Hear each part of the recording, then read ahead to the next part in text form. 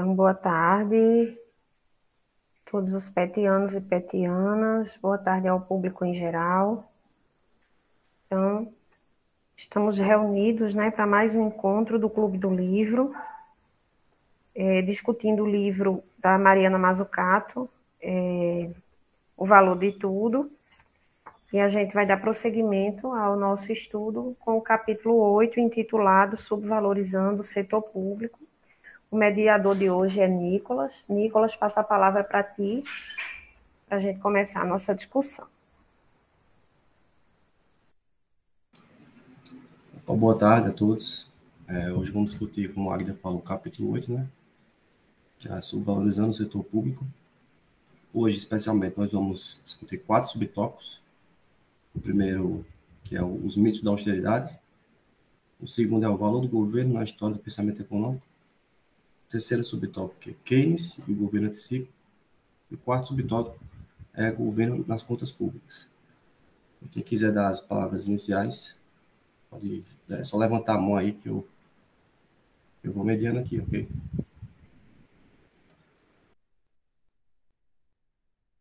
Não tem nenhum comentário, Nicolas, a falar do capítulo, a fazer do capítulo? Uma provocação para começar a discussão? Bom, aqui ela fala, né, que uma frase bacana que eu achei muito bacana, que eu até anotei aqui, que deixa eu só ver se eu acho aqui, que o capítulo todo, basicamente, ela vai votar, né, para que o governo, especialmente, que é um agente que fez mais do que lhe dá um crédito, né, que tem uma capacidade de produção que é subestimada, que na prática, basicamente, permite que outros atores que fortalecessem suas alegações acerca dos seus papéis na criação de riqueza, né, ou seja, basicamente, ela vai falando que o Estado ele tem um poder subestimado, que ele tem uma capacidade de criação de riqueza muito maior do que muitas pessoas avaliam, mas que é difícil ao mesmo tempo fazer uma defesa do governo quando temos do valor público. Não existe um discurso econômico, né? Que basicamente se pressupõe que o valor seja, por exemplo, algo criado no setor privado, ou melhor, nas hipóteses que o setor público permite que se crie valor, né? Eu acho bastante curiosa essa frase que ela começa. E quem quiser dar as primeiras palavras também, já só levantar a mãozinha aí que eu passo a bola para vocês.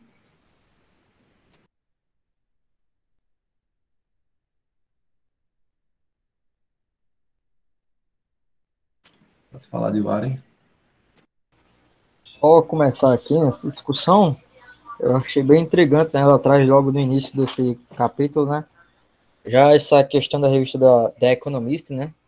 Que ela demoniza o Estado e coloca ele como um monstro, né? Tem gravado no capítulo, em que o Estado seria o monstro que estaria prejudicando o mercado, né? E é criada essa narrativa, e ela, no decorrer do capítulo, ela vai demonstrar como essa narrativa foi criada, né? Onde o Estado teria perdido valor, ele não seria mais produtor de valor e a financiarização ganharia valor, que foi o que ela explicou em capítulos anteriores, como a financiarização acabou se tornando produtiva em detrimento da improdutividade do setor estatal, né? E ela traz essa imagem, né, da capa do The Economist como uma crítica, né? Você percebe logo de início ao que os veículos de massa desse grande setor financeiro, né, tem feito com o Estado como um todo, né? Como o Estado deveria ter o seu papel fixado, né? E não interferir de maneira direta no mercado e apenas fazer o seu papel de, vamos dizer, resgatador do mercado, né? Porque ela até vai dizer aqui que mais para frente, né, que o Estado foi importante para o mercado. Ela vai destacar esses pontos, né? Como o Estado influenciou o mercado, como o Estado fez com que o mercado crescesse tanto, né?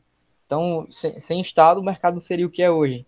E hoje, mesmo assim, o mercado faz essa demonização, né? Eu achei esse início interessante para começarmos. Pode falar, Jonathan. Bem, pessoal, boa tarde. O que eu tenho a falar sobre essa parte inicial do capítulo é uma questão que Diwali já começou a discutir, tá, sobre essa discussão sobre o Estado e o mercado. Mais à frente tem uma pontuação que a Mazzucato coloca sobre uma colocação feita por Polanyi, no qual ele diz o seguinte: o governo não distorce o mercado, pelo contrário, ele cria um mercado. A gente sabe que muitas vezes a teoria econômica dominante, tá, o mainstream econômico dominante, coloca esses dois agentes, o Estado e o mercado, como antagônicos em muitas discussões. Só que é importante ter em mente, pontuar isso, que muitas vezes eles podem sim ser antagônicos, ser conflitantes, mas é uma questão de interesses. Mas é muito importante que para o mercado ser forte, ter um Estado forte. Então, colocar esses dois agentes como agentes conflitantes podem sim ser colocados, mas com ressalvas de interesses, mas é importante para uma economia crescer, fruir, prosperar, ter a interação entre esses dois agentes. É tanto que no capítulo anterior, no qual, quando ele faz a discussão sobre as empresas do Vale do Silício, ele diz isso, tá? Que foi graças a muitos inventos que o setor público fez que essas empresas do setor privado do Vale do Silício prosperaram. Claro que com algumas ressalvas sobre a questão de remuneração e rendimentos, que o setor público sempre se saía perdendo nessa questão, nessa interação, mas foi que importante, sim, essa interação entre esses dois. Então, isso que ele discute sobre essa visão do Polônia, achei bem interessante. Tá? E também outra questão também sobre o que ela fala, é sobre essa questão sobre como o governo ele está totalmente ausente do que a microeconomia estuda, que é justamente essa função de produção. Tá? Que muitas vezes essa visão errônea que eles passam sobre o Estado, eles colocam ele fora da fronteira de produção. Ou seja, o Estado ele não cria valor, o Estado apenas extrai valor. Então, esses dois pontos que ela faz sobre essa discussão inicial, tá, sobre o mercado e o Estado, achei bem interessante aqui frisar para trazer aqui para vocês. Rafael, pode falar. Boa tarde. Sempre que eu lembro dessa conversa, né, da crítica da intervenção do Estado, eu lembro de uma fala da Maria da Conceição Tavares que ela aponta que os clássicos eles criticam muito o Estado patrimonialista, né, o Estado que era muito em voga do contexto histórico deles, que era aquele Estado do Luís XIV, do Luís XVI, em que o Estado ele atuava muito em prol do clero, da nobreza, e era isso. Então, vem disso essa crítica de um Estado intervencionista, ela surge meio que desse contexto em que o Estado ele tinha uma característica muito patrimonialista, mas ele, conforme o passar do tempo, esse conceito ele se altera e ele é engolfado pelo neoliberalismo, né? Então, o que eu gosto muito que ela já fala nessa parte é que é muito pautado que o Estado ele é ineficiente, mas o mercado financeiro ele também é muito improdutivo. Ele não produz o tanto que ele fala. Então, e muitas vezes o mercado financeiro ele atua de forma pró-cíclica em momentos de crise, mas ninguém fala sobre essa atuação do mercado financeiro, como ele é problemático para os momentos que ele mesmo gera as recessões que eles falam que é culpa do Estado. Então, isso é extremamente complicado. E a fala que o Jonas falou do Polanyi é muito forte, né? É muito impactante de você ter a concepção de que o mercado ele é fruto do Estado e sem ele não se sustenta o mercado, né? E sempre vem aquela ideia, né, dos anarcocapitalistas de um liberalismo, de um neofeudalismo, o que é irreal, porque sem o Estado o mercado financeiro ele não se sustentaria com as incertezas e com as falhas que eles mesmos perpetuam.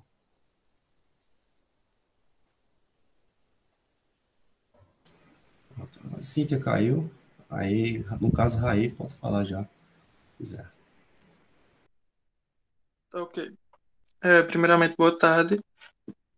Eu queria destacar essa frase que Nicolas falou no começo, né, quando ela disse que é difícil fazer uma defesa do governo quando o termo valor público ele não existe atualmente no discurso econômico. E eu acho bastante interessante isso, porque é o que o Brasil está vivendo hoje, porque grande parte da população ela tem em mente, né, tem essa ideia do que o que é público é ruim e do que é privado é bom. E o governo atual, né, o que a gente tem hoje, ajuda a disseminar essa ideia, porque desde que Bolsonaro, né, desde Temer para cá e com Bolsonaro ainda mais, há um sucateamento das instituições públicas, há um sucateamento da educação pública, da saúde pública, e isso ajuda a disseminar essa ideia do que o que é público é ruim. Ou seja, sucateia para dizer que não presta para depois privatizar, né? E por trás dessa lógica tem alguém que está se beneficiando, que é o setor privado, né? Exatamente. Até no capítulo 3 ela fala, no capítulo falando sobre contabilidade, né? Que muitas ações públicas elas não são contabilizadas na forma do PIB, né, convencional. São um tipo de coisa que realmente vai sucateando que a gente nem percebe, né? Cíntia já voltou, se quiser falar, Cíntia.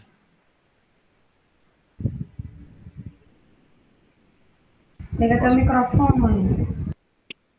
Porque minha internet tá travando tanto que eu não sei nem se já falaram alguma coisa que eu ia falar ou não, mas só inicialmente, até eu me situar de novo na discussão, é só que esse capítulo eu achei brilhante, assim, muito bom, ela resgata muita coisa. Eu acho que eu peguei ainda alguém falando, acho que foi de Wara logo no começo, falando sobre a relação do mercado, né, e o governo, e eu gosto muito como ela vai contar que realmente se foi uma criação, né? Tanto que mais para frente ela vai falar que os filosócratas eles tinham uma ideia do papel do governo, mas depois a gente vai percebendo que o governo ele vai deixando de ser importante, né, nessa lógica. E acho que por enquanto é isso. Depois eu vou me situar na discussão, porque eu estou um pouco perdida aqui. E é isso. Ok, pode falar, professora Agda.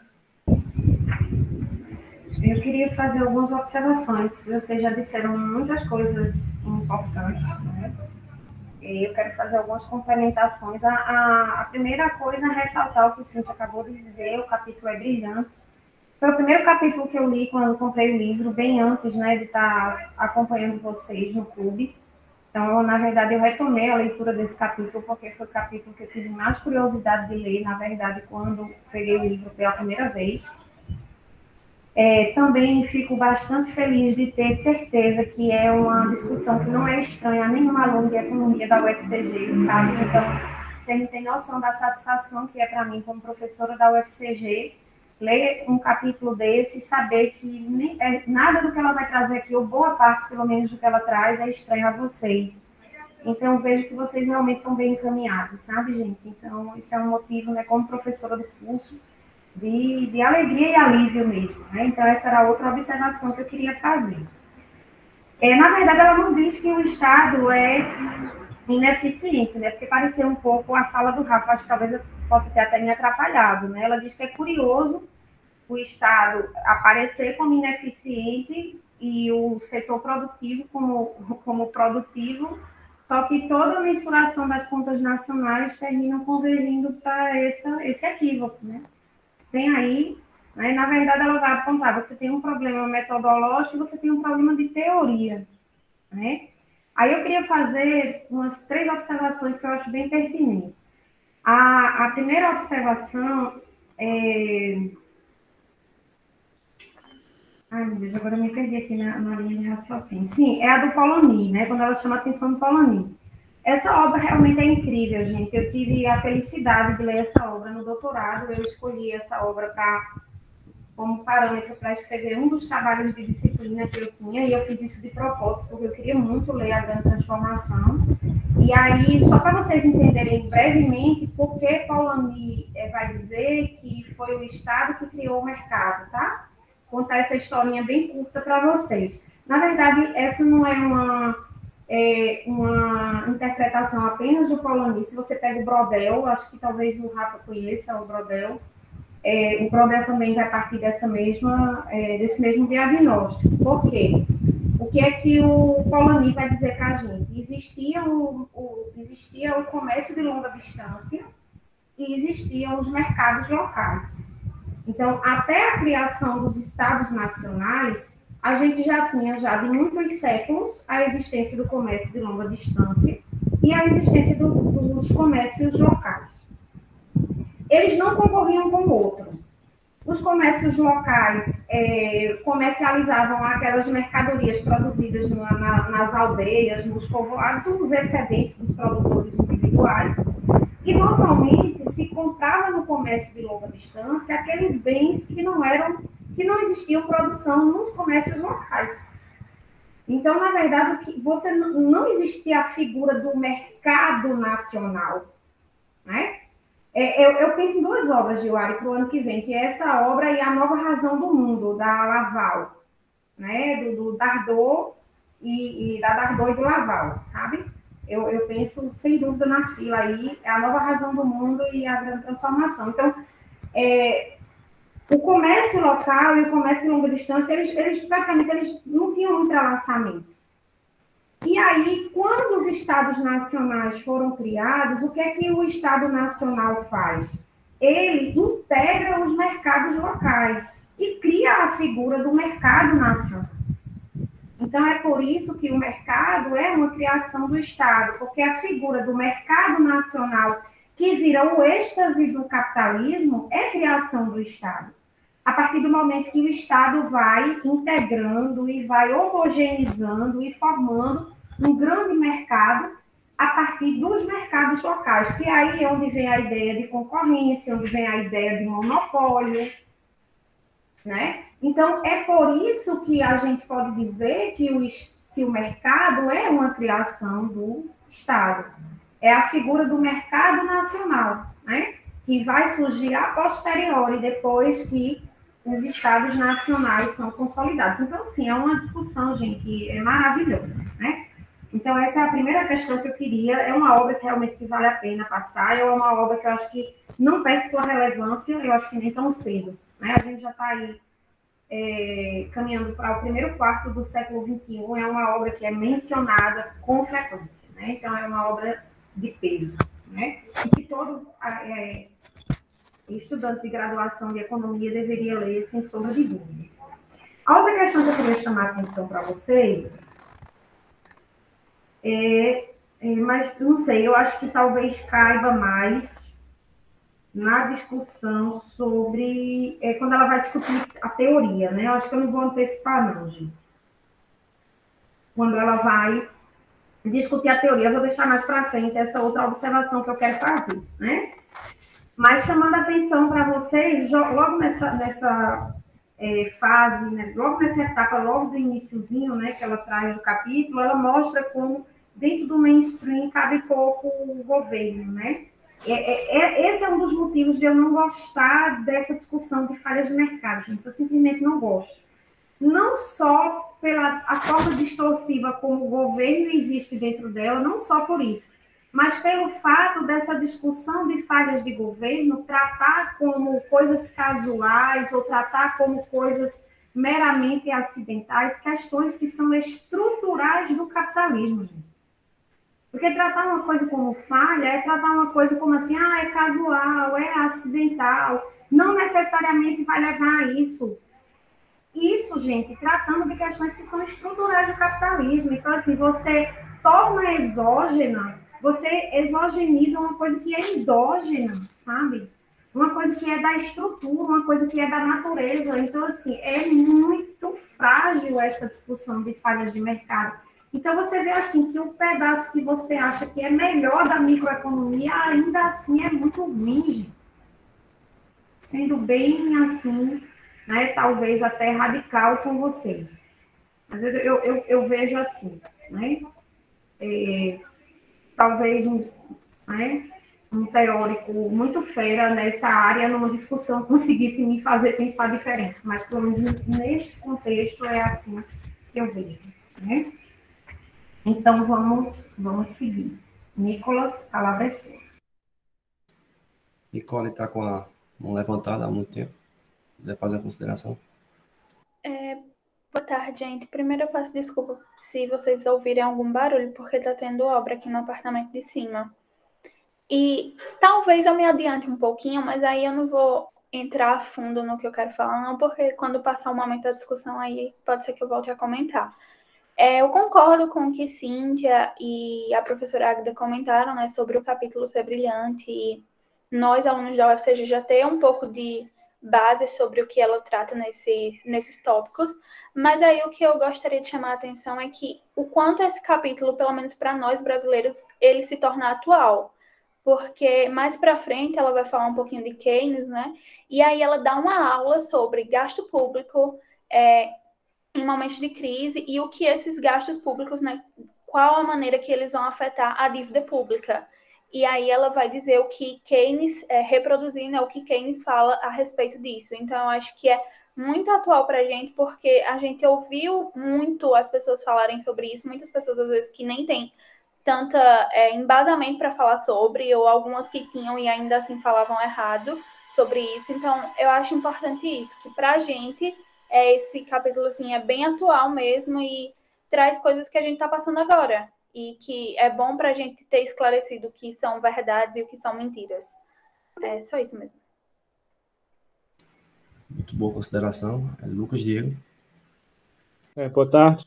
Eu gostaria de falar sobre alguns detalhezinhos do capítulo, o capítulo inicia falando sobre a capa da revista The Economist, e vai fazer um ataque à intervenção governamental, né, como uma forma de mostrar esse conflito entre Estado e mercado, e que o Estado seria ineficiente, que o mercado seria eficiente, no caso, e toda essa disputa entre Estado e mercado é sempre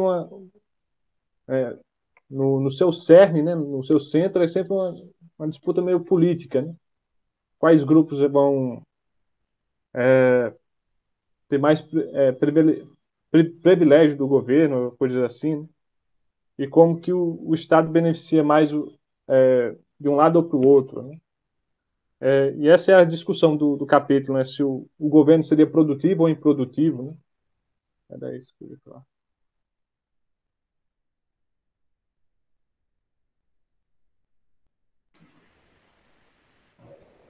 Bom, a impressão, assim, nesse pouco tempo do curso de economia que eu venci, né, a impressão que eu tenho é que o modelo keynesiano ele trabalha muito mais com o lado real do que um sistema de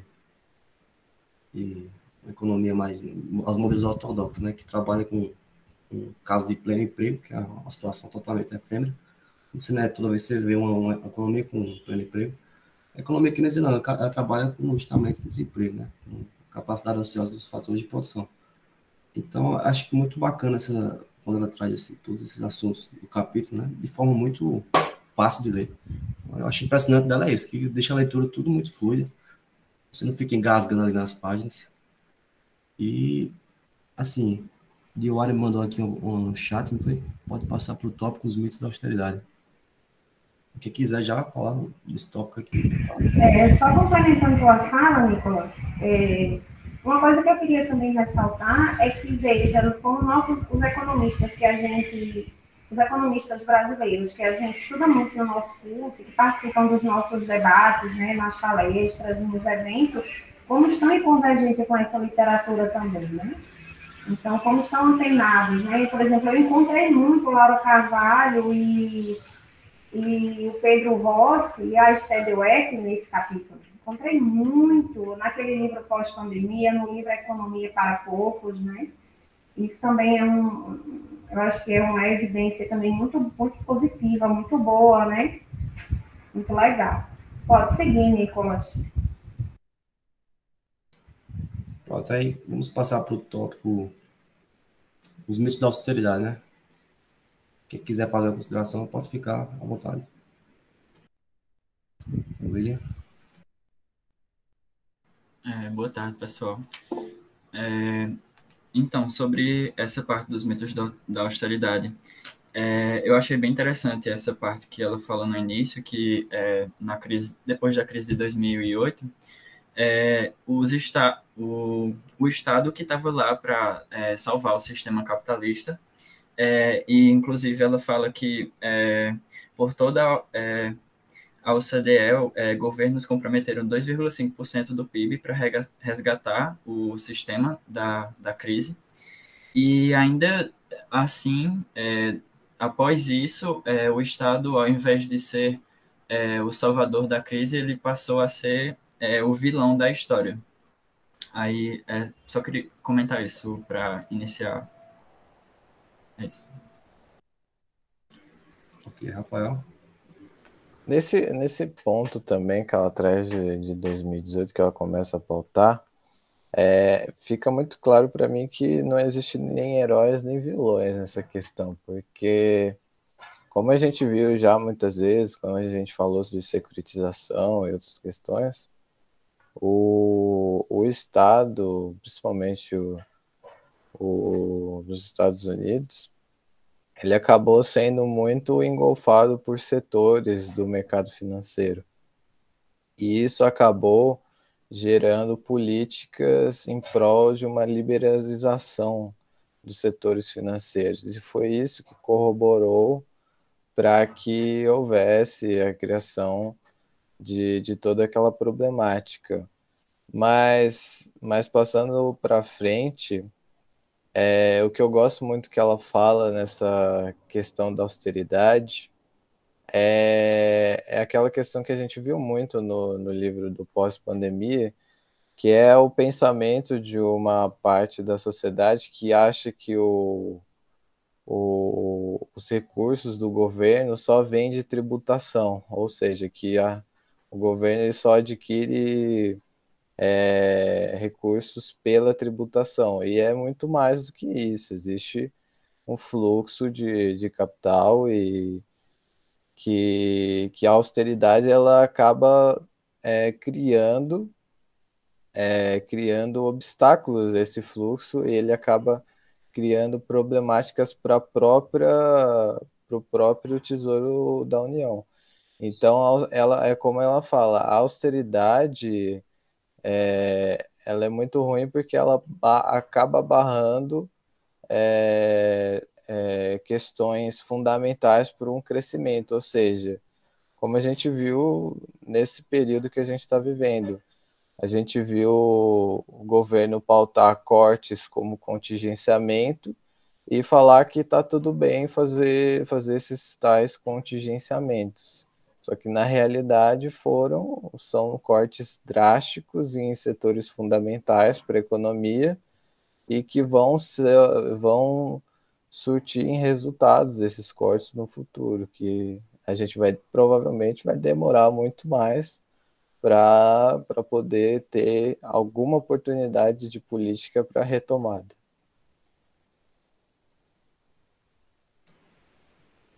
Bom, Jonatas. Bom, nessa segunda parte do capítulo eu achei muito interessante também. É uma discussão que a gente já vem fazendo, né, em outros encontros com livros Economias pós-pandemia. Mas tem uma parte que me chamou a atenção em especial, que é quando ela discute sobre essa questão de ideologia, sobre como a ideologia muitas vezes ela se sobressai perante o ideal de uma sociedade, né, minimamente justa. E ela fala que quando o governo ele é muito obcecado, né, ele é muito fixado por essa ideia de austeridade fiscal, eles não fazem umas discussões que são muito importantes, que têm não só impacto no presente, mas também no longo prazo, tá, no futuro dessas economias. E elas dizem que os defensores, né, da austeridade fiscal, eles não discutem, no mínimo, 3 aspectos.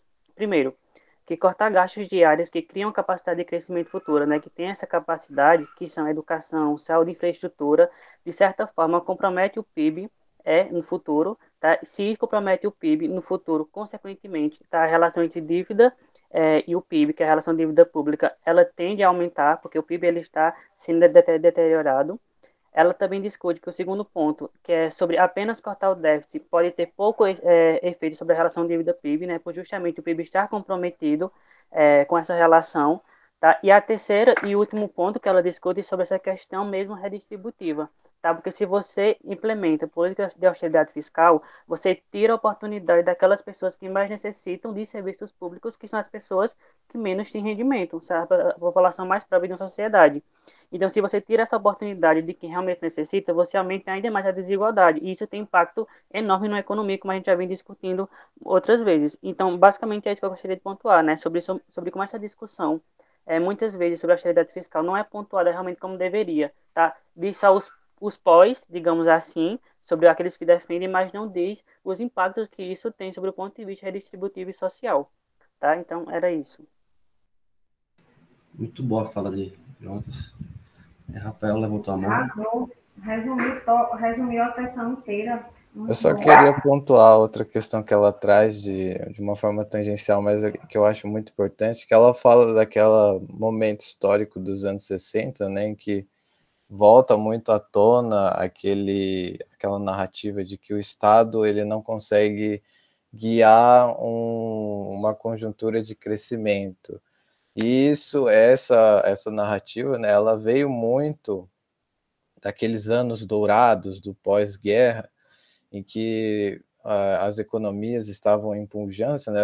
As economias estavam em recuperação, mas estava se tomando como altos crescimentos, alta prosperidade, e surgiu aquelas teorias de narrativa benigna que veio até para o Brasil por meio do Mário Henrique Simonsen e do Carlos Langoni, que é aquela narrativa de que a gente está tendo crescimento agora,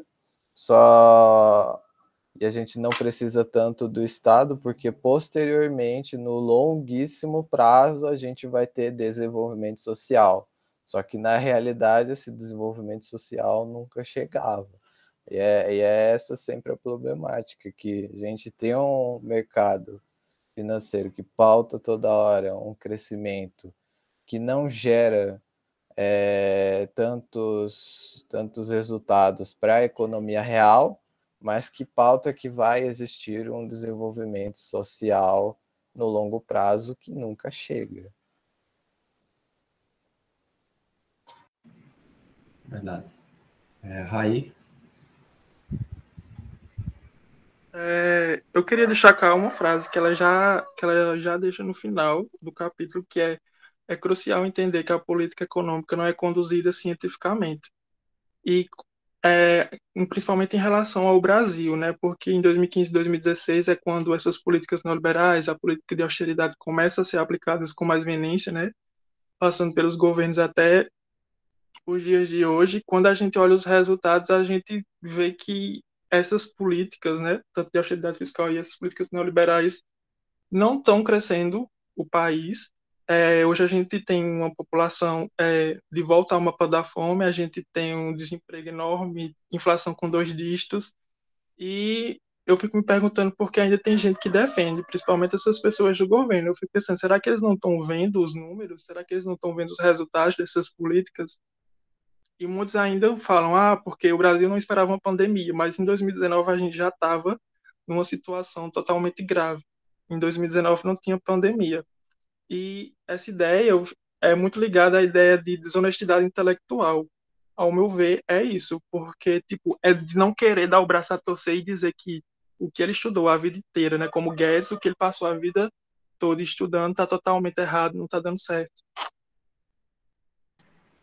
Muitos creem naquela concepção da contração fiscal expansionista, né, que é dado que se o governo cortar gastos, aí vai atrair confiança dos agentes, que aumenta o bem-estar dos investidores, que vai atrair emprego, não sei o que. Mas que a econometria já provou, né, nos estudos, eu esqueci o nome dos estudos, mas já provou que isso não tem fundamento. Né? Contração fiscal gera contração econômica também. Professora Águida, pode falar. Vocês estão arrasando muito, gente. Eu fico sem ter muito o que dizer, na verdade, né? Porque vocês já dizem tudo. Muito legal a fala de vocês. Estou super animada aqui, super feliz de ver os discutindo. É tudo isso mesmo, né, gente? Na verdade, Jonatas disse, né, que os defensores da austeridade ficam defendendo os prós, mas não mostram os contras. Na verdade, eu não vejo nem defesa de prós, sabe, Jonatas? Eu acho que eles criam realmente falácias e retóricas, porque não há nem prós, né? Então, tem o argumento da fadinha da confiança, que é o Krugman, né, que criou, que é exatamente o que o Nicolas começou Nicolas acabou de ressaltar, né, se o governo ajustar as contas públicas, isso vai melhorar a confiança dos agentes e isso vai gerar investimento. Só que isso vai retomar, né, uma fase expansiva. Só que a gente tem que lembrar que o governo corta gasto, ele está minando a demanda agregada, onde é que isso vai melhorar a confiança do investidor, né? Então, é uma discussão muito bem pautada também pela Unicamp e pela UFRJ, uma discussão que vocês também acessam com bastante frequência, né? Então, assim, na verdade, o discurso ele é todo ancorado em argumentos que não tem nenhum respaldo empírico, que veja que ela tem até uma seção com o título chamado Números Mágicos, porque, na verdade, esses percentuais de relação dívida-PIB ideais, que eles criam como ideais, eles não foram determinados a partir de nenhuma base que a gente possa considerar científica, né? Esses números são mágicos mesmo, que partem da concepção, né? De uma concepção completamente equivocada do funcionamento de uma economia capitalista, e isso está levando as economias à derrocada. Por quê? Porque a manutenção de uma política de austeridade, né, vai minando as bases de uma política de investimento público, de uma política para atacar a desigualdade econômica, e para completar, a relação dívida-PIB não cai, por conta do efeito que o corte no gasto traz sobre o PIB. Né? Então, no final das contas, é o que a seção vai dizer. A seção Números Mágicos vai dizer: a cura está matando o paciente, que inclusive nossos economistas criaram o termo austericídio, né? Não sei se da UFRJ ou da Unicamp, porque de fato é um austericídio, né? E o mais grave, ela vai mostrar, por exemplo, como o tratado que negociou a entrada das economias na União Europeia, como aquilo foi um subsídio a aceitar aquele tratado, porque você assinava aquele tratado para manter relações de dívida-PIB em torno de 60%, países que eram infinitamente mais pobres do que o Reino Unido, por exemplo, tendo que manter relações de dívida-PIB muito mais baixas, com déficits públicos baixíssimos, né? E aí, outro dado que ela traz que chama muita atenção é agora, depois da crise de 2008, como as relações de dívida-PIB cresceram. Ou seja, na hora de salvar o capital, o Estado pode se endividar. Mas na hora de fazer política de investimento público, na hora de fazer política para diminuir a desigualdade, na hora de fazer política para educação e saúde pública, o Estado não pode se endividar, né? Então, de fato, é tudo muito retórica, né? E aí é aquilo que eu disse para vocês. A política neoliberal, ela enreda todo mundo. Veja que a gente teve o Obama, que fez política muito limitadamente. Até o próprio Lula. Por quê? Porque a técnica, o que eles chamam de técnica, é engessar a política econômica. É criminalizar a política fiscal. Então, nem se Jesus descer do céu e vier fazer política fiscal, ele salva a gente. A questão com uma gestão de política dessa. Nem se tirarem Jesus, não, Jesus vem aqui, vem ministro da Economia. Ele consegue, porque é um engessamento mesmo da política fiscal, né? Baseado em argumentos e dados, inclusive dados que foram comprovadamente errados, né? E isso, de fato, está minando as bases do sistema, minando as democracias. E tem até uma fala do Stiglitz, né? Na página 295, o Stiglitz diz: a austeridade falhou, né? Na página 295, a austeridade falhou, mas seus defensores estão dispostos a reivindicar a vitória com base nas evidências mais fracas possíveis. A economia não está mais entrando em colapso, então a austeridade deve estar funcionando, né? Aí ele diz: mas se esse é o ponto de referência, poderíamos dizer que pular de um penhasco é a melhor maneira de descer de uma montanha. Afinal, em algum momento a queda também é interrompida. Então é isso, gente. É isso, né? Eu acho que evidências e provas o suficiente. É o que o Stiglitz falou, a gente precisa transformar a estrutura de poder, porque eu acho que a academia já forneceu indícios suficientes que o modelo é falido. Eu acho que os dados que estão aí comprovam também, né? O modelo falido, né? A estrutura de poder precisa ser ajustada né, para colocar em prática um entendimento que é mais do que comprovado já. Nicole, né? Não é, Nicole? Nicole, pode falar. Eu só queria pegar o gancho do que Rai falou sobre não entender, né, o porquê do governo ter tantas atitudes e ações que, no final das contas, a gente já sabe e eles podem até saber também sobre no que vai dar e no que está dando e ver as consequências dessas determinadas atitudes, porque no início do curso eu sempre me questionava isso. Como é que as pessoas veem tanto que está dando errado, que nunca deu certo e continuam fazendo? E aí eu acho importante esclarecer, assim, para quem porventura assista, né? Porque a gente aqui, eu acredito que todo mundo já tem a ciência disso, mas é que as atitudes do governo ou de outras pessoas, enfim, elas são baseadas em ideias puramente ideológicas. Então, não tem como a gente entender, tipo, buscar uma razão e querer estar sempre se questionando, porque a gente sabe a realidade e com certeza eles também sabem, mas eles estão tão alienados a alguma coisa, né, a uma ideologia que acaba fazendo e não ligando para as consequências, como a gente de fora consegue entender e consegue perceber que não vai dar certo. Então era mais isso mesmo para esclarecer, porque eu já passei por essa fase de questionar sempre o porquê das coisas e aí depois a gente vai entendendo o porquê disso. Verdade. Cíntia, agora, você consegue falar agora, né, Cíntia? Finalmente, né? A vitória chega para todos. Mas eu ia destacar, inclusive, o trecho que a Agda acabou de comentar do Stiglitz. Eu achei brilhante, como ele falou, né? A analogia que ele faz também é incrível. Então, já para fechar, né? Assim, já pulando um pouquinho para frente no finalzinho do capítulo não, gente, desse tópico. Dá pra gente, na verdade, ao longo do capítulo, a gente faz muitas relações, como o pessoal já citou aqui, né? Não tem como a gente não chegar no mito da austeridades e não olhar para o Brasil e perceber, caramba, a gente ainda está pior que isso. E, né, e a tendência, infelizmente, de melhora estamos esperando, né? Mas é como essa política, ela é louca, assim, chega a ser surreal, da austeridade, e ela vai falar, né, que tem estudos, né, que apontam que é ruim você reduzir o Estado desse tamanho porque você implica em coisas básicas, que é infraestrutura, educação e saúde. E aí a gente olha para cá de novo, o Brasil, e vê, né, que é exatamente nisso que tá surreal as coisas, né? Então, enfim, é louco, a pessoa fica até sem saber o que falar direito.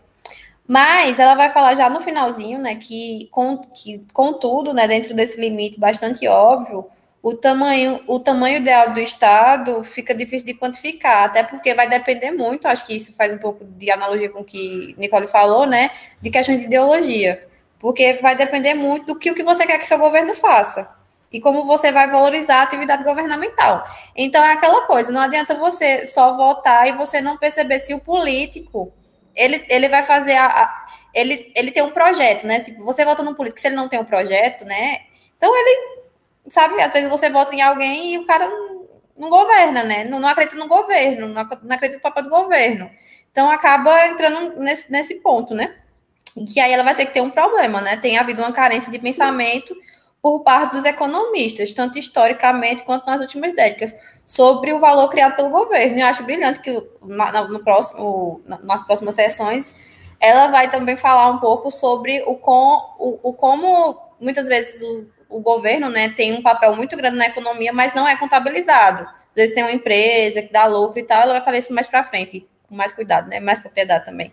E que é super interessante, porque realmente é uma lógica, se criou desde o século passado uma lógica que o governo é ineficiente, que o governo não é bom, que ele tem que só atuar ali em alguns pontos específicos. A gente vê o caso que ela falou da crise de 2008, né, que era para o governo ter sido o herói, né, porque a crise foi criada no setor financeiro, no setor privado, os governos resgataram, gastaram horrores, só que no final eles ainda foram culpados, né? Então você é uma lógica tão bem criada, assim, sabe? É como se fosse um parasita, assim, sabe?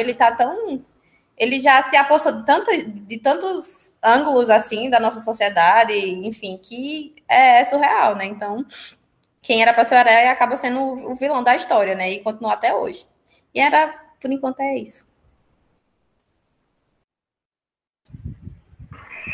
Nicolas, deixa eu só fazer uma fala bem rapidinho em cima disso que Cíntia trouxe, porque, na verdade, eu acho que o encalacramento da gente está justamente aí. Porque a gente tem que pensar o seguinte, o Estado neoliberal, ele, de fato, muda as regras e a gente passa a ter a atuação de um governo que, de fato, age em prol do grande capital contra todo o resto. Então, de fato, o Estado vira vilão. Só que, na verdade, só se faz o povo ver até onde se quer que o povo veja, que é um Estado jogando contra o povo. Mas o pedaço de que o Estado está jogando contra o povo, porque o Estado está protegendo o patrimônio e a riqueza de uma minoria, isso não chega para o povo. E aí eles conseguem colocar o mercado como herói e o Estado como vilão, porque a compreensão vai até um pedaço. Onde é que a compreensão vai? Um Estado que está me sugando, um Estado que está me oprimindo, um Estado que está, né, me fazendo mal, né? O pedaço de que esse Estado está fazendo isso em favor de uma minoria não chega. Então, na verdade, gente, eu acho que é muito complicado a gente, depois que a gente criou essa desgraça toda, a gente sair dela. Né? Não é à toa que a extrema-direita está ascendendo e não para de ascender. A gente viu que o Biden ganhou. Mas onde é que a vitória do Biden é a derrota do trumpismo? Onde é que alguém acha isso? Não é. Daqui a 4 anos a gente sabe que provavelmente o trumpismo vem e vem forte. O que é a ascensão do trumpismo? É a ascensão da extrema-direita, da ideologia da extrema-direita.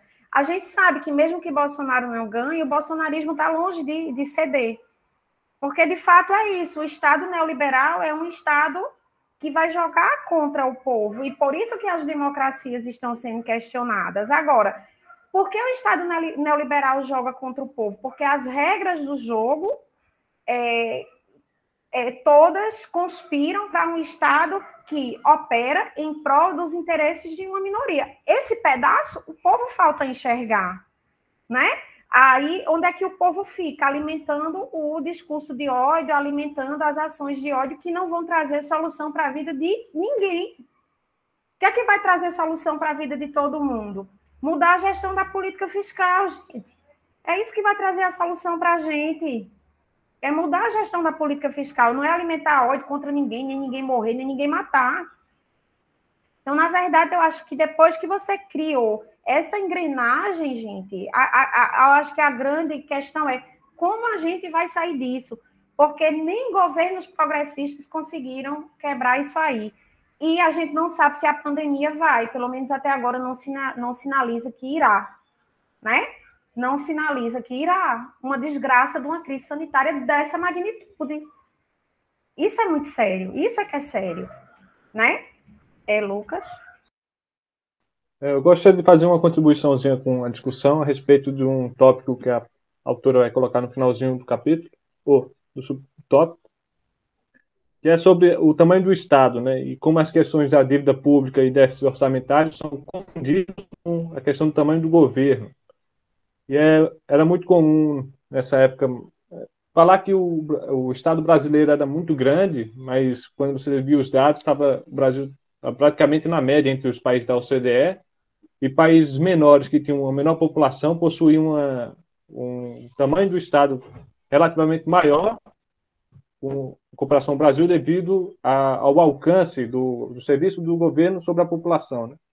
Ou seja, a eficiência do governo estaria relacionada com a possibilidade. Quanto mais serviços o governo oferece à população, né? E no caso, um tamanho de um Estado menor que oferece menos serviço seria ineficiente, né? Nesse caso. Por isso, é uma falácia até, as discussões quando dizem da ineficiência do Estado, relacionar, nesse caso, a falta relativa do tamanho do Estado à oferta de serviço para a população, como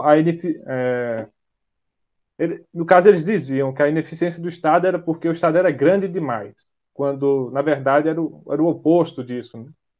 Isso é interessante. E ela fala disso aqui com alguns dados, né? Por exemplo, a França tinha era considerado um governo inchado, como ela diz aqui, que tinha uma relação de despesa de governo e PIB de 58%, enquanto os Estados Unidos tinham 36%, né, citados como um governo pequeno, etc. Mas a China, que tinha um estado de economia estatizada, tinha uma proporção apenas de 30%, né, em comparação com o tamanho do estado. Isso é interessante. Né? Para complementar a tua fala, Lucas, gente, perdão, me metendo tanto, mas é porque vocês falam, aí eu lembro de coisas importantes, certo? Se eu passar da medida, vocês podem me chamar a atenção. Mas essa tua fala me fez pensar o seguinte, sabe? Que, na verdade, o que é preciso? Eu acho que é preciso mudar a forma de olhar para as contas públicas. Primeiro, eu acho que tem que separar o que é gasto primário e o que é gasto com juro. Então, quando a gente olha a evolução da dívida pública, a gente tem que olhar, antes de olhar a evolução da dívida pública, a gente tem que olhar bem antes a evolução do gasto primário e a evolução do gasto com juro. E olhar na relação dívida-PIB, né? Se a relação dívida-PIB está crescendo, a relação dívida-PIB está crescendo porque o numerador está crescendo ou é o denominador que está caindo? Então, eu acho que tem questões chaves para olhar para a gente poder ter esse diagnóstico mais seguro. Por exemplo, olhando para o caso do Brasil, a relação dívida-PIB continua crescendo. O gasto primário está em queda. O gasto com juros só vai aumentar com a mudança na política monetária. E veja que o André Modenese falou no dia da palestra e ele está certíssimo. O céu é o limite para até onde a Selic vai. Se eles só vão parar de subir a Selic, se eles só forem parar de subir a Selic quando a inflação ceder, pode esperar aí sentado para não cansar. É melhor até deitar. Então, a gente vai entrar na pior situação de todas, que é a relação dívida pública crescendo, porque o PIB está caindo e o gasto com juros está aumentando. Isso é o pior cenário de todos. Só que, como não vai se olhar os dados como eles precisam ser olhados, aí eles vão dizer o quê? Falta austeridade, gente. A dívida continua crescendo. Até onde isso vai, gente? Não sei. É o que o doutor Drauzio escreveu naquele artigo histórico dele. Ou é o SUS ou é a barbárie. Né? Ou é o SUS ou é a barbárie. Quer dizer, se esse joguete chegar no ponto de comprometer o piso de serviço público que a gente tem, eu acho que o doutor Drauzio estava certíssimo. Não é a barbárie. Não é? Porque a gente já está nessa trajetória, a relação dívida-PIB não para de crescer, mesmo com o teto. Por quê? Porque o juro com o gasto não para de subir, e porque o PIB não cresce. Não é? Agora vai assistir a Globo News para ver qual é o diagnóstico? Assista a Globo News, toma um remédio bem forte, um calmante bem forte, e fica meia hora assistindo a Globo News para ver qual é o diagnóstico? Complicado demais, gente. Jonatas. Essa fala que a Agda acabou de falar sobre a relação dívida-PIB me fez lembrar sobre aquele Roda Viva que a gente discutiu sobre Anelara Rezende, no qual ele fala, né, que muitos prezam para ter um número mágico de relação dívida-PIB. A relação dívida-PIB tem que ser esse ponto e só. E ele diz o seguinte, que não existe um limite máximo para essa relação dívida-PIB, mas isso não significa que ela não precisa ser controlada. O problema é quando um cresce mais do que o outro, tá? Quando o PIB está crescendo menos do que a relação dívida-PIB. Se ambos crescerem conjuntamente, tá? Não há um problema. O problema é quando realmente o PIB cresce menos do que a dívida-PIB. Então, essa relação que a Aida pontuou aí, sobre a questão dessa relação muito ser discutida, né? Sobre quanto deve ser uma dívida pública, é muito interessante. E a gente pode perceber nessa fala de André Rezende que não existe número mágico. Tá? Como muitas vezes muitos precursores desse corrente de pensamento divulgam e defendem por aí. Então, era isso que eu gostaria de pontuar, realmente.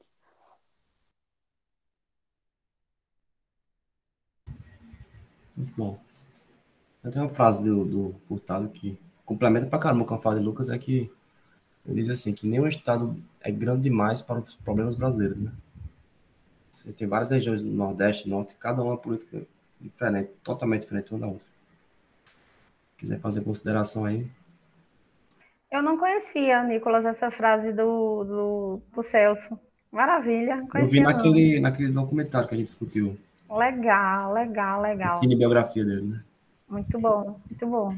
Essa fala do Jonatas, né? Ela discute no tópico, né? E ela deixa claro que se criou, na verdade, se tentou criar, né, Jonatas, esse número mágico com aqueles 90% lá do Rogoff com a Reinhardt, que está até lá no livro Pós-Pandemia, né? No artigo da Laura com o Pedro, né?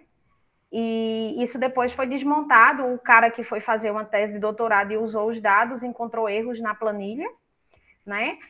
E é por isso que são números mágicos, né? Porque não existe nenhum respaldo científico para que justifique esses números. Só que ela mostra o tamanho da crueldade, né, gente? Ela mostra o tamanho da crueldade, porque os números errados do Rogoff chegaram a uma relação dívida-PIB estourando de 90%. Os países que foram forçados a fazer ajuste de política, os países europeus, para entrar na zona do euro, era 60%, gente.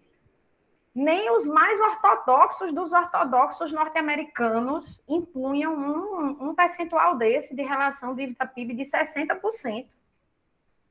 Né? Então, veja o tamanho da crueldade que se fez com os pobres países da Europa, né? Não é mole, não. Era isso. Nicolas? Já a gente pode passar para outro subtópico já, né? Então, o subtópico agora é o valor do governo na história do pensamento econômico. Queria começar justamente com essa frase aqui, esse trechinho que é: a ciência econômica emergiu como disciplina em grande parte para afirmar a primazia produtiva do setor privado. Aí ela fala: começando pelos fisiocratas franceses, os economistas descobriram que o governo era essencial para o funcionamento ordenado da sociedade e, portanto, para estabelecer as condições necessárias à produção do valor. Mas em si mesmo, o governo não era inerentemente produtivo. Era antes uma força estabilizadora. Então ela começa aqui no capítulo já com uma abordagem histórica, né? E Nicole queria fazer um... Fala, Nicole. Eu vou falar rapidinho. Eu tinha desistido no meio do caminho, mas vou falar. Eu acho sensacional a forma como a Mariana aborda as teorias aqui, porque ela fala de diversas teorias, né? Ela cita os fisiocratas, cita Keynes, Adam, enfim, e de uma forma tão sucinta e resumida, mas que você entende o pensamento de cada um, assim, muito rápido. Eu acho que é importante porque isso faz com que outras pessoas nela tenham acesso às teorias econômicas de uma forma que dê para entender e não precise se aprofundar tanto. Então, eu acho que essa abordagem dela foi bem importante, assim, e é até bom para a gente, sempre que quiser lembrar, né, do que pensavam essas pessoas, voltar aqui no texto. Achei bem importante por isso. Era só isso mesmo. Rafael? Eu gosto dessa passagem que ela faz pelos clássicos também, porque muita gente lembra dos clássicos só pela mão invisível, e é isso, mas os clássicos, eles pautam muitas coisas, né? Smith pauta muita coisa de filosofia, epistemologia e tudo mais, e ele pauta a importância de um Estado também. Só Ricardo que é meio um pouco diferente, né? Porque ele é muito atrelado aos capitalistas, né?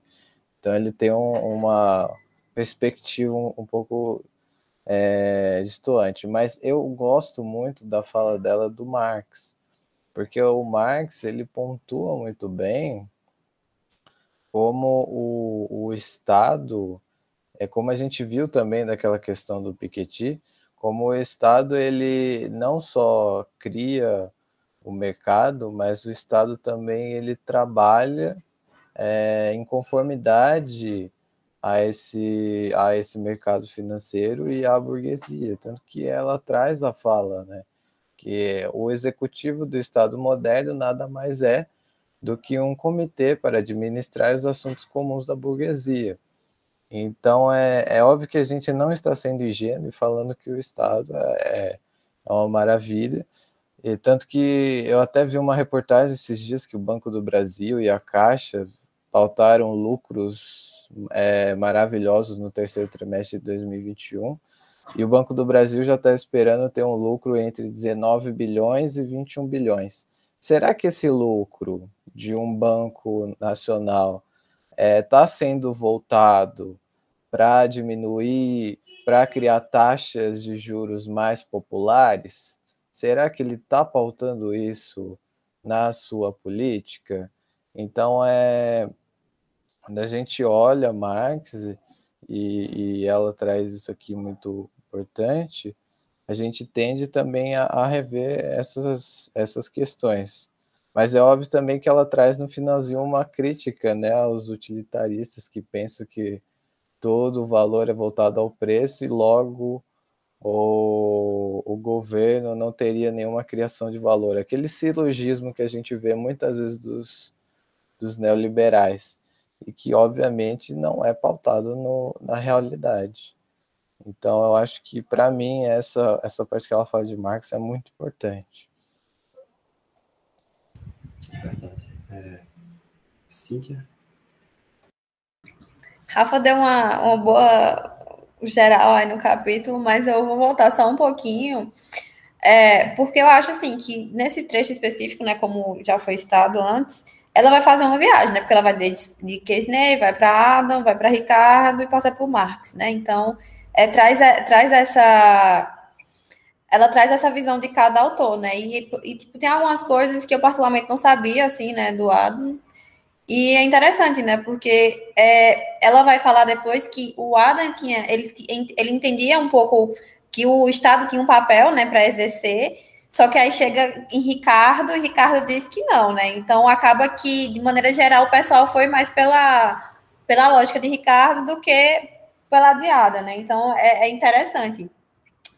E é que ela até fala, né, que o Ricardo ele nunca considerou como a tributação poderia permitir que os gastos do governo incentivassem a produção e, portanto, uma criação de valor. Né? Para Ricardo, os impostos são apenas a parcela da produção de terra e da mão de obra, né, que vão ser colocadas à disposição do governo.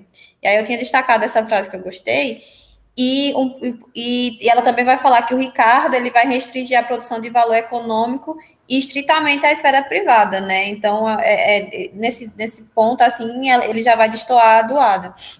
E mais para frente ela vai falar, né, que a visão do Marx, que o Rafa também tinha comentado, do governo, por sua vez, vai derivar de uma visão mais materialista, né, da história, segundo a qual a organização da sociedade, que isso vai incluir as estruturas de governo, vai se refletir ao sistema econômico, que ele chamou de produção, né, e suas relações sociais e as interações de classes. E, por fim, né, outra frase que é também em relação a Marx, que a classe capitalista vai ter interesse em manter o Estado em condições fortes o suficiente para garantir o Estado de direito e promover os interesses de sua classe, né? Então, ela faz essa viagem aí por todos os autores, acho que é como o Nicole falou, né? É brilhante a maneira que ela escreve, porque são coisas que, às vezes, quando a gente teve, né, o primeiro contato, acho que todo mundo aqui, caramba, o que é isso, né? E aí, quando a gente vai reler, assim, ela escrevendo, parece muito mais fácil e didático também, a gente consegue ver bem mais, absorver bem mais, então é incrível, assim. E também a acidez dela, em alguns comentários que ela faz ao longo dos capítulos, é incrível. Que eu ia até destacar no ponto anterior, mas eu acabei passando, que ela vai falar, né, em relação aos números mágicos. Você pode até achar que esses números são científicos, mas na verdade não são e tal. Então ela fala, ela é muito, muito objetiva e muito ácida, assim, eu acho brilhante, e é isso.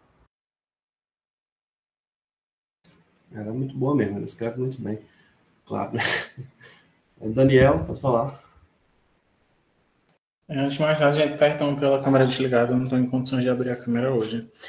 E daí eu queria falar 2 pontos, né? Um referente à fala de Rafael dos bancos públicos e pensar um pouco também no papel social dos bancos públicos, né? Porque daí a gente vê os lucros dos bancos públicos como o Banco do Brasil e Caixa Econômica, mas a gente precisa pautar também o tipo de produto que eles ofertam e a parcela da população que eles atendem. Que se não fosse por eles, a sociedade brasileira seria bem mais desbancarizada do que é hoje. E daí também pensar que esses bancos públicos são fundamentais para a implementação de políticas sociais que atendem uma parcela da população que não entra nos clientes dos bancos privados. E daí a gente vai pensar no crédito rural, no crédito à educação, que através de FIES e ProUni, que são financiados por Banco do Brasil e Caixa Econômica. Os programas de fomento à agricultura são financiados pelo Banco do Brasil e Caixa Econômica também. Os programas habitacionais que são financiados pelo Banco do Brasil. E daí essa margem, pautar um pouco a discussão de margem de lucro dos bancos públicos, em comparado com os bancos privados, leva a gente a essa falsa simetria que os bancos públicos e os bancos privados têm os mesmos objetivos e os mesmos produtos. E agem da mesma forma, né? Quando a gente vê as assets dos bancos privados pautando políticas públicas, eles pautam políticas públicas direcionadas a aumentar o processo de financiarização da economia e daí de extração do valor que ela cita durante todo o livro. Os bancos públicos não. Isso já é um pouco, não cabe ao papel do banco público, ao papel social do banco público citar isso.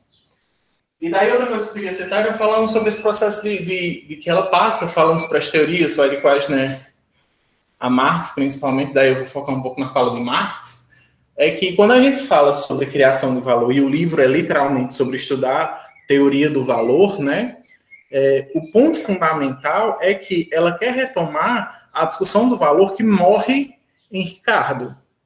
E daí Cíndia falou, inclusive, né, que a partir de Ricardo ali não vê mais criação de valor nos papéis econômicos públicos, porque isso tem mais a ver com a propriedade privada. Mas isso também tem a ver com o que Ricardo enxerga sobre o que significa ser valor. E como a teoria do valor trabalho foi fundamental para isso, né? Porque quando chega em Ricardo, ele abdica a teoria do valor trabalho. Então o processo de criação do valor se dá de outra forma.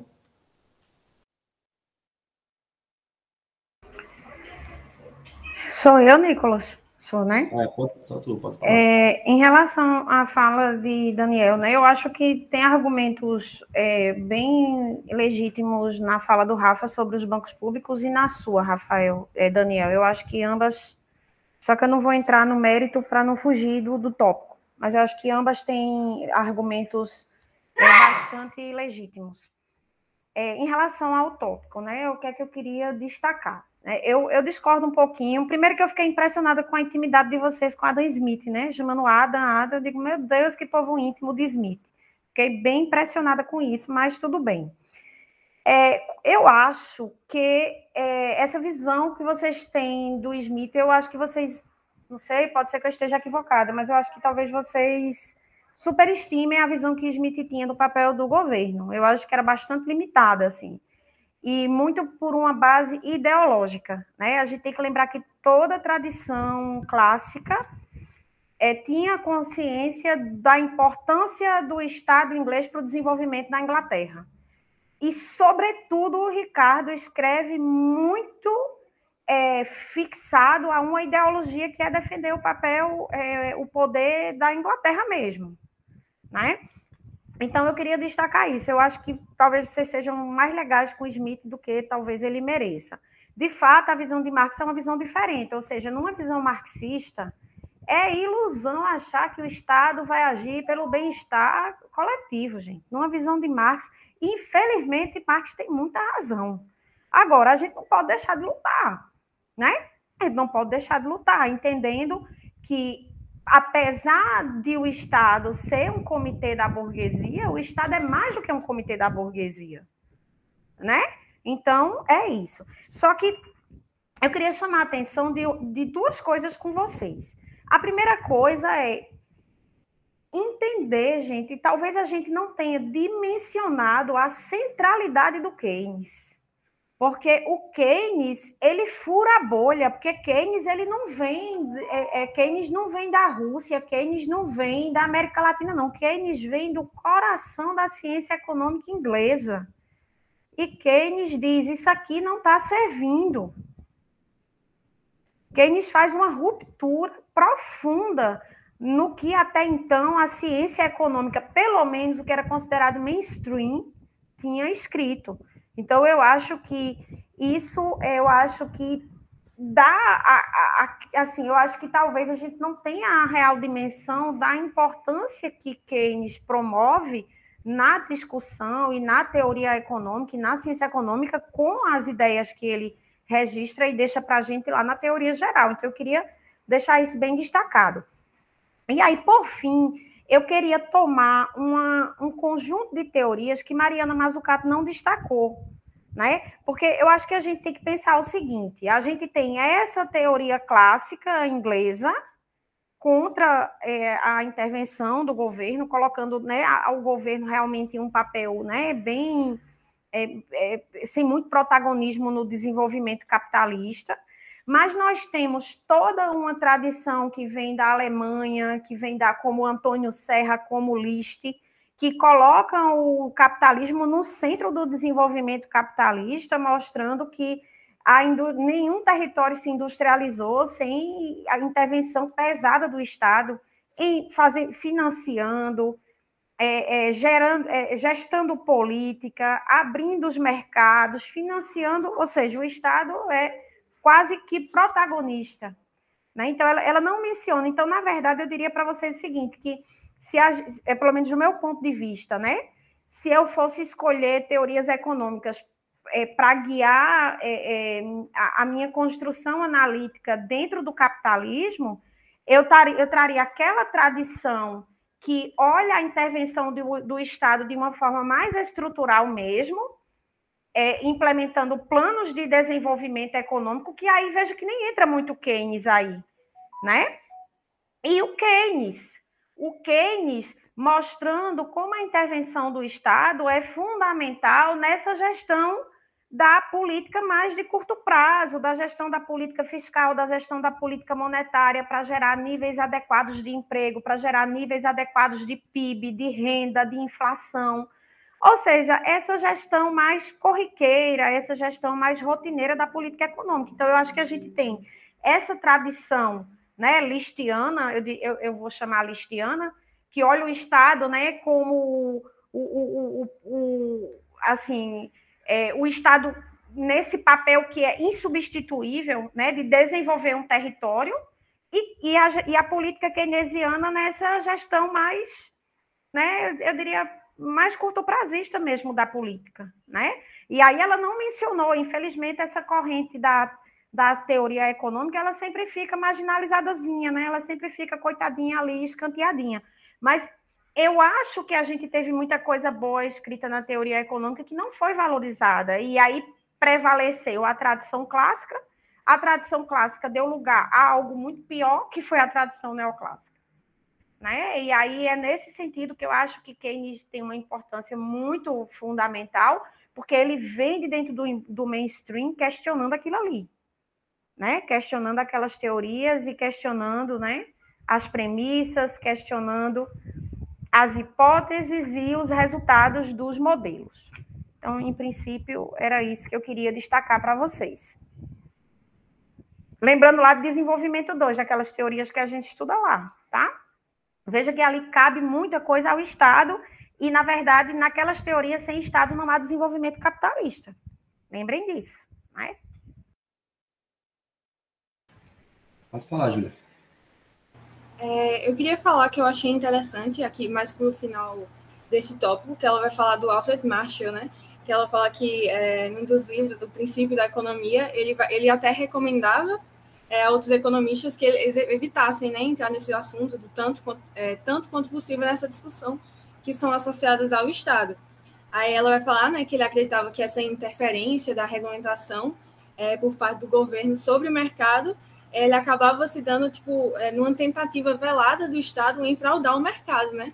Então ele via fraudar o mercado a favor do Estado. Então ele via o Estado como um órgão que vai acabar prejudicando a sociedade em vez de se beneficiar.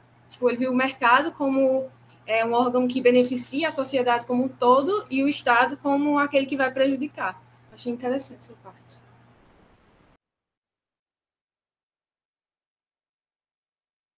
Ou seja, está implícito nessa visão da santidade do mercado, né? Está implícita nessa visão do Marshall. A santidade, né? O quão puro o mercado é. É muito curioso isso, né, gente? E é isso que eu sempre digo para vocês, sabe? Essas visões binárias de Estado vilão, mercado mocinho. Isso, assim, isso na mesa do bar eu até entendo, mas isso dentro da academia é inadmissível, sabe? É inadmissível mesmo. Não tem como avançar debate, não tem como avançar análise a partir dessa visão binária, né? De Estado vilão, mercado mocinho. É a mesma coisa de feio bonito, de bom ruim, ou seja, não tem valor analítico e científico nenhum.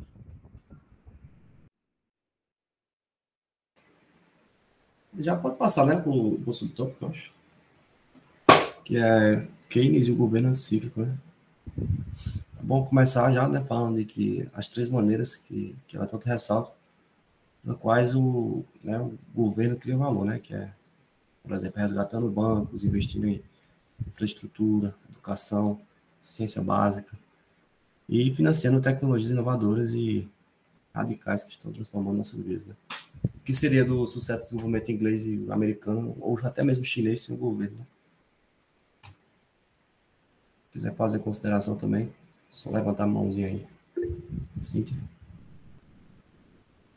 Até perdi aqui. Mas é porque assim que terminar essa tua fala, ele vai falar, né? Que tu falou, né? Que tem 3 maneiras pelas quais ela faz, né? Que é resgatando, tal. Aí ele vai falar que esse é o ponto crucial e que muitas dessas atividades envolvem correr riscos e fazer investimentos. Aí o que é que ela vai falar? Que é exatamente o que a austeridade não permite, né? E assim cria um valor. E esse valor, contudo, não é facilmente visível pela simples razão de que grande parte dessa vai para os bolsos do setor privado.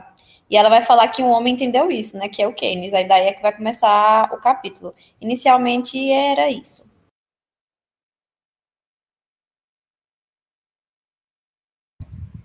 A grande diferença entre o setor privado e o Estado é que o horizonte de prazo de investimento do setor privado é muito curto prazista, né, digamos.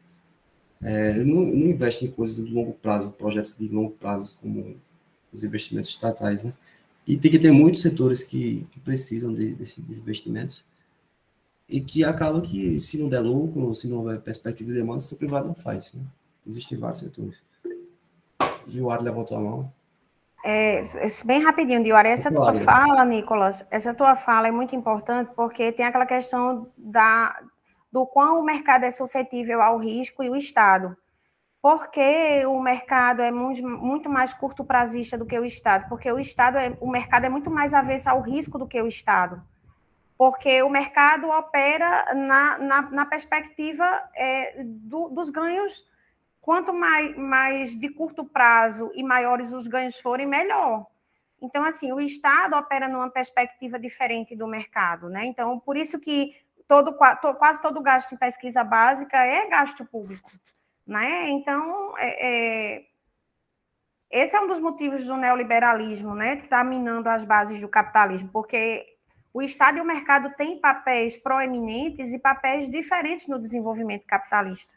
Né? E a partir do momento que o Estado passa a ser atacado e deixa de operar com os papéis que ele precisa operar, não tem como.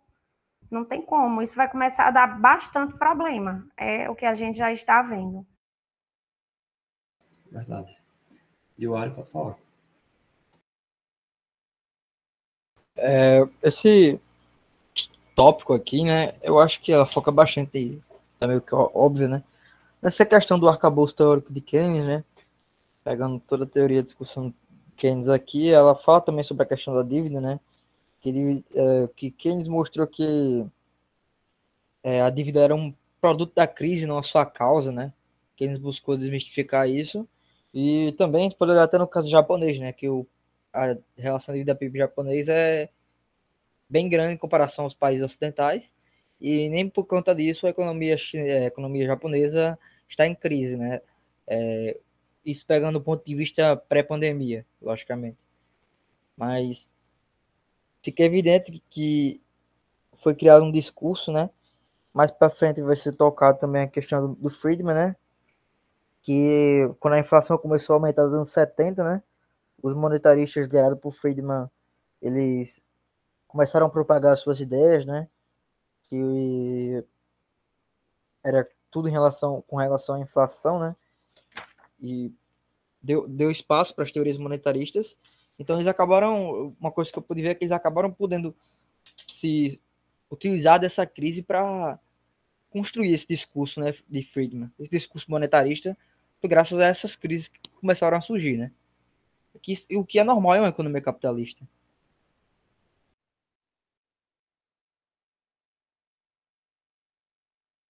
essa fala dela, sabe? Não só agora, mas quando ela vai falar de números mágicos também, me lembra muito o texto que eu já falei para vocês, né? Que eu dava para os alunos quando eu dava a disciplina de monetária. Eu sempre dava esse texto, que é um texto do João Sayad, que complementa aquele texto do Kalec, Aspectos Políticos do Pleno Emprego. Vocês lembram daquele texto? O João Sayad escreveu um texto mencionando o texto do Kalec chamado Aspectos Políticos do Déficit Público. E nesse texto ele vai chamar a atenção para a gestão da política monetária nos marcos do neoliberalismo, né? O que é que você tem nos marcos do neoliberalismo? Uma política monetária fixada só no controle da inflação. E, na verdade, isso vira a grande desculpa esfarrapada para que o Estado não faça política fiscal ativa. Olha que interessante, né? Então, você tem uma política fixada somente no controle da inflação. Como é que essa política vai fazer isso, meu povo? Aumentando o juro. Só que quando o governo está aumentando o juro com o argumento que precisa fazer isso para controlar a inflação, o que é que está acontecendo com o déficit público? Está crescendo. Quem é que está enricando com isso, gente? O grande capital. E aí é o que o João Sayad fala lá no texto. Gente, esse texto é incrível e esse texto nem é extenso, assim. E ele, quando você junta o texto do Kalec com ele, é maravilhoso. E aí ele vai dizer lá, o que é que essa política faz? Essa política termina fazendo o seguinte, promove grandes lucros ao grande capital, sem que você precise gerar demanda efetiva, gente. Então, o grande capital está enchendo os bolsos, mas você mantém a economia ali minguadinha, crescendo pouco, o desemprego altíssimo, aí você controla os salários, você oprime a força de trabalho, por isso que ele retoma o Kalec. Ele diz que Kalec estava certíssimo. Só que a gestão de política monetária e fiscal nos marcos do neoliberalismo consolida o que Kalec disse lá atrás. Você mantém os capitalistas acumulando sem precisar comprar máquina, empregar gente, pagar salário. É o céu de brigadeiro dos capitalistas. Com a desculpinha esfarrapada de controlar a inflação, de controlar déficit público, entenderam? Ou seja, gente, não é ideologia, não é ideologia pequena não, tá? Agora, tudo isso travestido de o véu da técnica. O véu da técnica. Certo? Então, percebam que não é uma besteirinha, não. Eu vou ver se eu acho esse texto e mando para vocês. Mas, assim, é duas leituras que vale fazer em sequência. Aspectos políticos do pleno emprego e aspectos políticos do déficit público. Que aí a gente entende o que é a técnica da política econômica nos marcos do neoliberalismo. E aí a gente vê que não tem saída dentro disso. Não tem saída. Sobretudo agora, depois dessa pandemia que a gente está enfrentando.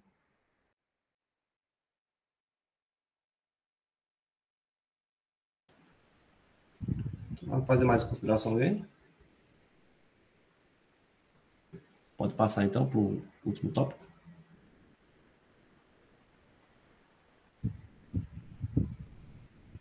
Pronto. O último tópico é subtópico, na real. O governo nas contas públicas, né? Eu até falei anteriormente, ó, que é um assunto que tem uma correlação com o capítulo 3, né? Eu falo um pouquinho das contas públicas, né? Que realmente teve uma mudança muito grande depois da crise de 29, depois da Segunda Guerra também, né? A maneira de como calcula o PIB. Porque hoje a gente sabe que pode ser calculado por três maneiras, né? Produção, receita e por três óticas, né? Que a galera fala em macroeconomia 1. Produção, receita e despesa. Se quiser fazer já considerações aí sobre esse subtópico, pode ficar à vontade. Acho que foi até desse capítulo que eu tinha feito uma fala logo no começo, né? Porque ela vai explicar, né? Que o método contábil adotado era simplesmente somar os custos de produção do governo, subtrair insumos intermediários e equacionar a diferença.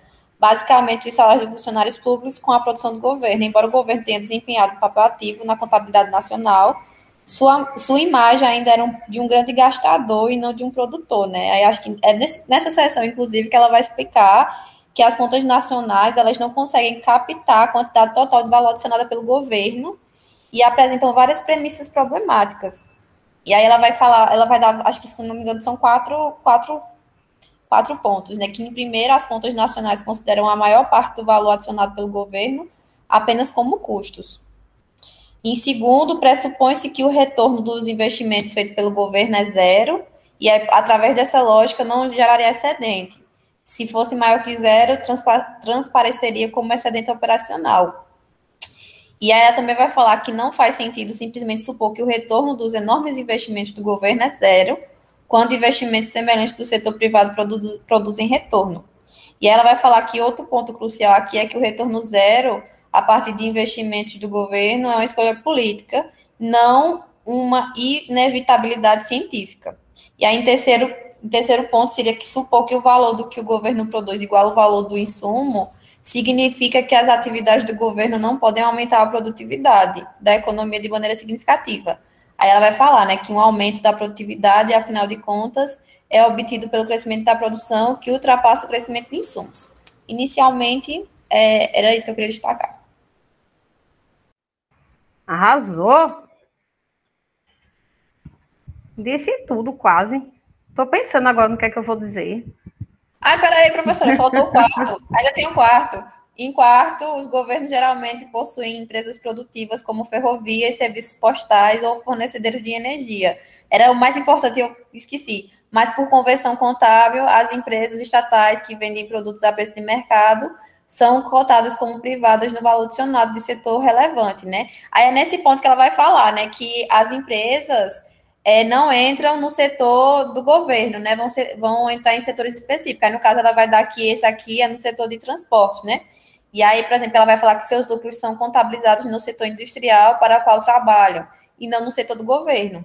E aí, de certa maneira, ao fazer isso, a contabilidade só reforça que o governo, ele é ineficiente, né? Não dá lucro e etc. E agora eu terminei. Mas é isso mesmo, é um sistema de contas nacionais que joga totalmente contra o governo, totalmente contra. E aí eu já vou avançar um pouquinho, mas vocês podem retroceder sem problema, que além de todos esses problemas que Cíntia elencou, uns são fáceis de resolver, outros mais difíceis. Não sei se vocês perceberam isso também, né? Essa coisa mesmo das estatais entrarem no setor privado, não entrarem como... que é o pedaço mais óbvio de geração de valor pelo setor público. É a atuação das estatais. Isso é fácil de corrigir, pelo amor de Deus, né? Eu não entendo por que não se faz isso. Os outros pontos que Cíntia elencou, eu acho que tem alguns aí que realmente são mais sutis, não são tão fáceis de corrigir. A gente viu até lá na economia compartilhada como isso também é um problema grave, ou seja, as contas nacionais não estão no século XXI ainda, elas continuam presas lá no século XX. Porém, além de todos esses problemas que Cíntia trouxe, tem o impacto do multiplicador keynesiano de gastos, que não entra também nas contas nacionais, que é a seção seguinte. Gente, todos os testes econométricos mostram o maior multiplicador keynesiano de todos é o do investimento público. É o maior impacto multiplicador do gasto público, é o gasto em investimento e depois o gasto em política social, que é o que ela diz aqui. A demanda adicional do governo, na página 306, a demanda adicional do governo cria várias rodadas subsequentes de gastos, multiplicando o valor original despendido. Os gastos governamentais em recessão foram... Então, ou seja, existe um multiplicador keynesiano de gastos que é potente demais, e é por isso que quando o governo corta gasto, a demanda cai mais do que se espera e os neoclássicos não entendem. Ou entendem e dão umas de doido, né? Por causa do impacto multiplicador de gasto, o multiplicador de gasto atua tanto em crescente quanto em queda também, né? Então, além de todos esses pontos que Cíntia trouxe, ainda tem o impacto do multiplicador keynesiano dos gastos do governo. Então, assim, é difícil, né, você defender o governo olhando para as contas nacionais. Bem difícil, né? E aí, o mais chocante para mim é você ter todo um malabarismo no sistema de contas nacionais para botar os bancos como grandes geradores de valor. Gente, isso para mim é que foi assim de uma estupidez que é mais contemporânea, né? É mais contemporânea. Aí, eu acho que dos anos 90 em diante, você tem toda uma mudança na metodologia das contas nacionais, superestimando, né, o impacto do sistema financeiro, né? Enquanto o Estado vai sendo minado, porque dentro das contas nacionais, de fato, o governo fica numa mal, né, gente?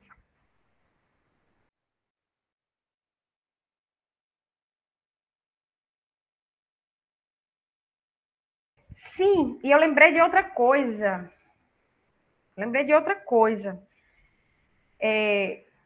Que se criminaliza muito o emprego público, mas a gente tem que imaginar o seguinte, nas fases de crise, que é coisa mais anticíclica do que o emprego público, gente?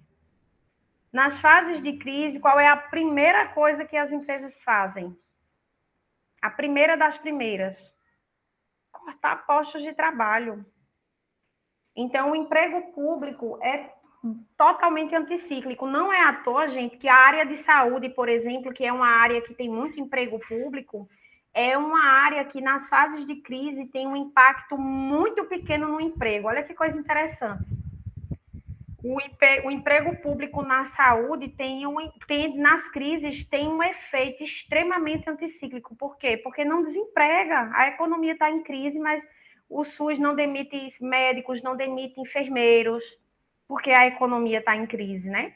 E eu acho que outra coisa que também não se dá valor nenhum é a qualidade dos empregos. Se foca muito naqueles servidores públicos sem noção, que não trabalham, que acham que vivem da beleza, acham que vivem pela graça de Deus, né? Então, se foca muito nessas criaturas sem noção, mas se tira totalmente a análise, né, e o foco da qualidade dos empregos.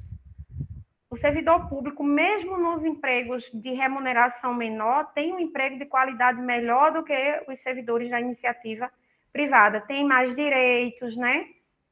Tem mais garantias, né? Trabalham de forma muito, né, muito mais, como é que a gente pode dizer?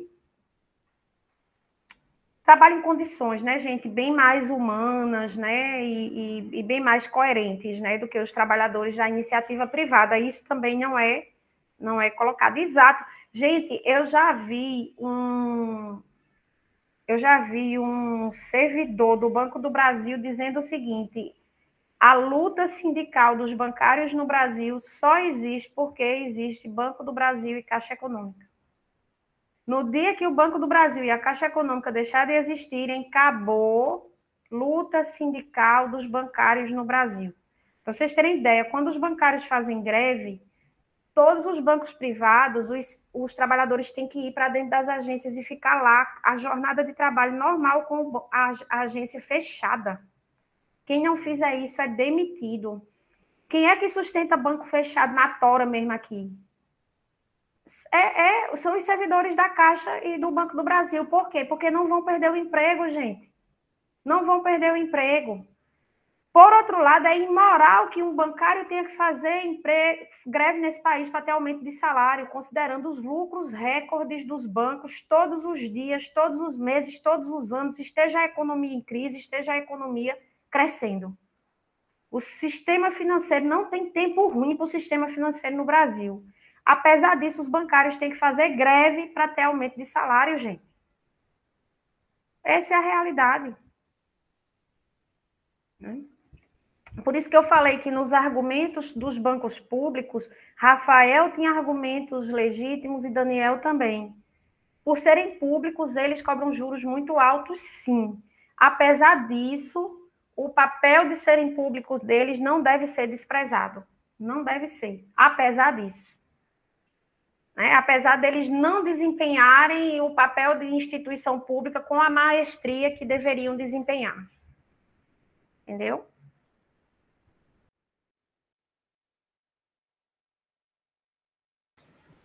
Uhum.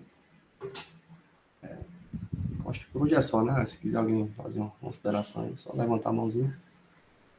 Tem a questão dos multiplicadores ainda, né? Que ainda não foi falado, porque no finalzinho lá o subtópico.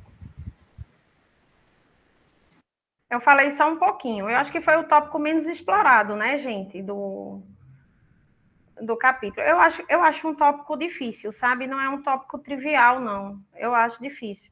Mas eu acho que eu e Cíntia foi que passamos, assim, né, por eles. Eu falei um pouco, sabe, Eduardo? Eu até falei que estava me antecipando um pouquinho, mas que vocês podiam retroceder, né? Apesar de eu ter ido à frente, vocês poderiam voltar para trás, que não fazia mal nenhum.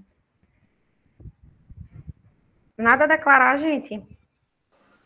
Eu não sei, eu também falei para a Cíntia, né, antes de entrar aqui, que esse foi um dos tópicos que, assim, eu menos tive afinidade e me encontrei ser mais difícil, porque se liga a coisas mais técnicas, não sei explicar direito, eu senti isso. E geralmente eu vou lendo e destacando as coisas que eu acho importante para poder falar aqui, mas nesse foi mais difícil porque eu não me sentia com propriedade para falar sobre algo que, enfim. Eu concordo, Nicole. É um tópico complexo mesmo, e o sistema de contas nacionais, sobretudo quando você vai para o setor de serviços, a mensuração, gente, é muito problemática, gente. É muito problemática. Se você vai e vê, por exemplo, você vai lá nas contas nacionais e olha lá a conta de aluguéis, como é que eles mensuram aquilo ali, gente? Olha, é muito problema mesmo, assim, problema metodológico mesmo. Eu acho que o setor de serviços é um desafio mesmo, então eu não vou fazer aqui uma crítica reconhecendo que realmente é um desafio difícil, né? Mas, assim, o nosso sistema de contas nacionais, ele vai ficar cada vez mais defasado, né? O que a gente chama de setor de serviços, não é fácil não. Eu digo isso porque eu trabalhei essa temática, gente, eu trabalhei no meu mestrado a partir de uma perspectiva marxista, sabe? Minha dissertação de mestrado teve a ver com isso, que foi fazer uma crítica ao sistema de contas nacionais, justamente por conta daquela narrativa que se criou, a indústria não importa mais, agora o que importa é os serviços. E aí, meu orientador era ultra mega marxista, né? E aí ele dizia sempre, esse negócio tá errado, não existe isso, esse negócio tem erro. E aí, na época, eu me desafiei, pegar um pouco as contas nacionais, entender como funciona, né, para encontrar fragilidades metodológicas que justificassem, né, aquela narrativa de que a indústria a gente transitou da agricultura para a indústria, agora é da indústria para os serviços, sempre naquela visão neoclássica, como se tudo viesse de um fenômeno da natureza, né, como se as coisas fossem produzidas no capitalismo por um fenômeno, como fenômeno, né, semelhante a um fenômeno da natureza. E aí eu mergulhei um pouquinho, sabe, nas contas nacionais, limitada naquela época, né, porque estava só com a teoria de Marx naquela época, e a gente nunca deve se valer de uma teoria só para fazer uma análise econômica, e eu, na época, me vali, né, mas ainda assim deu para fazer umas compreensões interessantes, sabe, gente? E aí é isso, a gente vê como tem fragilidades no sistema de contas nacionais. Por exemplo, a saúde está nos serviços, mas a gente sabe que toda base de serviço em saúde exige uma base industrial de produção que é gigantesca. E aí? E aí, meu povo, como é que a gente resolve isso? Toda parte de audiovisual, exige indústria pra caramba. Audiovisual, né? Aí, por exemplo, aí você pega, por exemplo, padaria. Padaria tem indústria pra caramba, gente. Tá nos serviços. Hotel tem indústria pra caramba, produz comida, produz um monte de coisa em hotel, tá nos serviços. Então, assim, tem muita fragilidade na metodologia das contas nacionais. É um pouco assim, sabe, gente? O que é, obviamente, agricultura, eles jogam na agricultura. O que é, obviamente, indústria, joga na indústria. O que, obviamente, não é indústria nem agricultura, joga lá no saco. O serviço vira um grande saco de botar um monte de coisa que você não dimensiona de forma objetiva como agricultura e como indústria. Então, é como se fosse assim, os serviços são o saco da ignorância. É um pouco isso. Até porque essa construção toda, né, das contas nacionais, ela parte muito, né, ela bebe muito bebe de Keynes, mas do ponto de vista, gente, da análise do que é valor, do que é preço, do que gera e não gera valor, é neoclássico, gente, é de uma tradição neoclássica que é, péssima, péssima. Essa discussão morreu com a teoria neoclássica. valor é uma coisa, preço é outra, o que gera valor, o que não gera. Acabou com a tradição neoclássica isso. Né? Então, assim, só para sinalizar para vocês que não é em vão que essa sessão é difícil. Porque, de fato, as contas nacionais é um emaranhado de problema mesmo. Porém, são os números que nós temos, né? Para um monte de coisa, é o que se tem. Mas era isso, gente. Então, mais uma vez, obrigada. Né? Uma maravilha estar aqui com vocês, fazendo essa discussão toda. E aí eu passo a palavra para o Nicolas. Quem mais quiser falar, levante a mão e passa a palavra para o Nicolas para ele encerrar. E beijos, viu, gente, para vocês todos e todas. Então é isso, pessoal. Foi uma ótima discussão essa tarde, proveitosa. Quem estiver assistindo até agora, muito obrigado. Pode deixar seu legal aí embaixo do vídeo e se inscrever. Divulgar, né? O conhecimento praticado hoje. E é isso. Boa tarde a todos.